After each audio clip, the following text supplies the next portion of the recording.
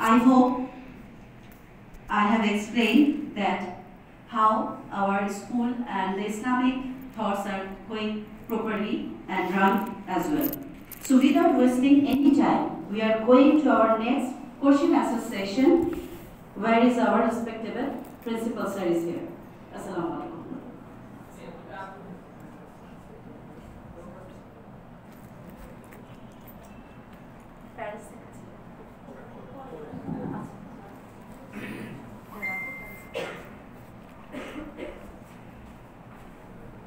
Assalamu alaikum wa rahmatullahi wa barakatuh.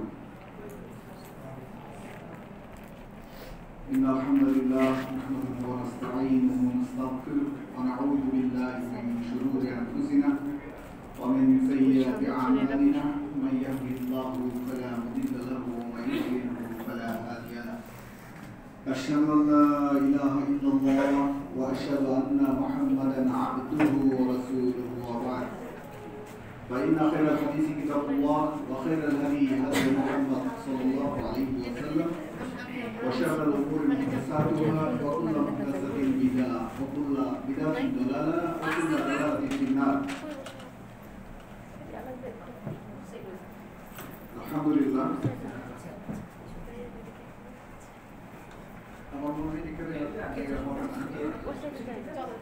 আপনি একটু ওদিকে চলে যান ওখানে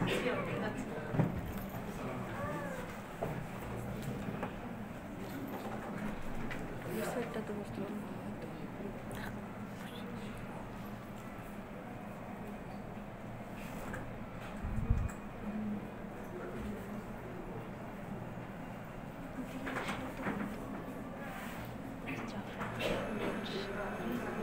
তো আজকের এই আয়োজনে আমাদের প্যারেন্টসদের সাথে আশা করছি আমাদের এই সেশন অত্যন্ত উপভোগ্য হবে। Particularly eagerly waiting to hear from you. আপনাদের কাছ থেকে কথা শোনা, আপনাদের কথা শুনবো ইনশাআল্লাহ। তার আগে আমি শুধু একটি জিনিস আপনাদের সাথে শেয়ার করতে চাই, একটি হাদিস। সহিহ মুসলিমে হাদিস নাম্বার 1631। আল্লাহ রাসূল সাল্লাল্লাহু আলাইহি ওয়াসাল্লাম বলেছেন, ইযা মাতাল ইনসান, মানুষ যখন মারা যায়, ইনকাতু আনহু আমালুহু, তার সকল আমল বন্ধ হয়ে যায়, ইল্লা মিন সালাসাতিন, তিনটা আমল ছাড়া, তিনটা জিনিস ছাড়া।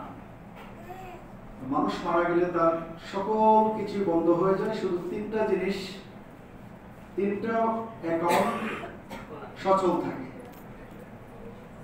এর এক নম্বর হচ্ছে সাদাকাতুন জারিয়া, এমন সাদাকা বা এমন দান খয়রাত করেছেন যেটার দ্বারা মানুষ কন্টিনিউয়াসলি বেনিফিটেড হয় এবং এটার বেনিফিট ওই ব্যক্তির জন্য চলমান থাকে। সেকেন্ড হচ্ছে আল ইলমু ইয়ানফাউ বিহি, এমন জ্ঞান রেখে গেলেন যে জ্ঞান দ্বারা মানুষ উপকৃত হয়। আর থার্ড হচ্ছে, তৃতীয় নাম্বার, ওয়ালাদুন সালিহান, নেক সন্তান, ইয়াদউ লাহু, তার জন্য দোয়া করবে। এবং শুধু সন্তান রেখে গেলেই হবে না, শর্ত হাদিসে বলছে আল ওয়ালাদুন সালিহান, নেককার সন্তান, ইয়াদউ লাহু, এবং যে দোয়া করবে। তাহলে আমরা যদি মরে যাই, মরে গেলে আমাদের যে আওলাদ, পরিবার পরিজন আছে তাদেরকে রেখে যাব, তাদের থেকে বেনিফিট পাওয়ার শর্ত হচ্ছে তারা নেককার হতে হবে, সলেহ হতে হবে,